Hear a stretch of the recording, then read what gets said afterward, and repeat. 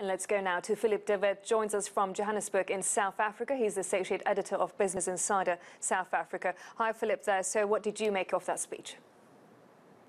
Well, I'm just reading forward. The government has now released President Cyril Ramaphosa's speech. I've been scanning through it quite quickly. The one thing that jumps out is that Ramaphosa did not manage to come up with any ground-shaking policy positions over the past 24 hours. Keep in mind, he has just barely assumed the presidency, so he's not shaking the boat a lot. But one thing that is in that speech is a promise to cut down on the size of government. Ramaphosa is speaking about personally visiting government departments, initiating a process to review the size of government departments and the number of government departments. And that is quite telling. That tells us that Ramaphosa believes that he has the kind of political capital within the ANC to make very deep cuts to government. During his time in office, President Jacob Zuma actually grew the government significantly, in part so that he could dole out the patronage of cabinet positions. There were all kinds of positions and favors that came along with the swell in government. Cyril Ramaphosa now saying that he might cut back on the size of government. And if he pulls that off, he's certainly going to have many new fans. And what about his mention of Zuma right at the start of the speech? Conciliation is clearly at the top of his mind. It was also notable not only that he thanked President Jacob Zuma and kind of kept his pose as he was booed for saying that, or perhaps as Zuma's memory was booed. It's also the only language so far in the first couple of minutes of his speech, other than English, that he used was Afrikaans. Given South Africa's history, that is an interesting, almost something that Nelson Mandela might do. That speaks to reconciliation. That speaks to healing the wounds of the past. That speaks to a man who seems to take seriously this job of reuniting not only the ANC, but the country as a whole.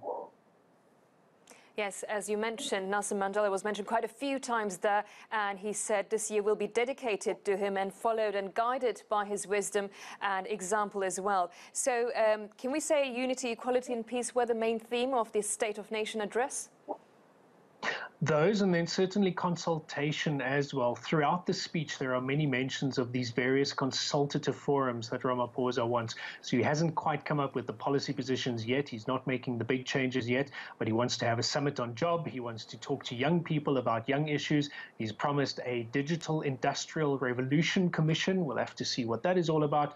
But he's certainly painting himself as a man who is, over the next couple of months, going to go around the country, sit down and talk to a lot of people, and I think that too will go down quite well.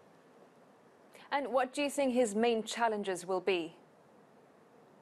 Political capital within the ANC is, of course, now the big issue. Ramaphosa came in on a bare majority during the ANC's elective conference in December. We know that the party is deeply divided. We know that there are many people who are looking at a Ramaphosa presidency and wondering if it holds for them things up to and including jail time. If he is sufficiently hard on prosecuting corruption, then there are some people very high up in government that might be nervous. So he'll have to watch for those people around all kinds of darkened corners. I think within the ANC, he will have a great deal of pushback, for instance, on this initiative to cut down on the size of government. And we'll have to see whether he actually has the clout to make these things happen. And do you think people have enough hope and confidence in him? There is a great deal of hope and confidence. The spirit of the country is something that we have not experienced for a long time. Keep in mind, recently in the last couple of years, these State of the Nation address occasions were marked by sometimes outright violence. We had a takeover of Parliament by white-shirted security men who had to take members of the opposition out because they refused to allow Zuma to address the nation. We had at one point security operatives who actually blanketed the Parliament under a counter cell phone signal to make sure that there was no mobile reception. Now suddenly you have this open approach. It is very different.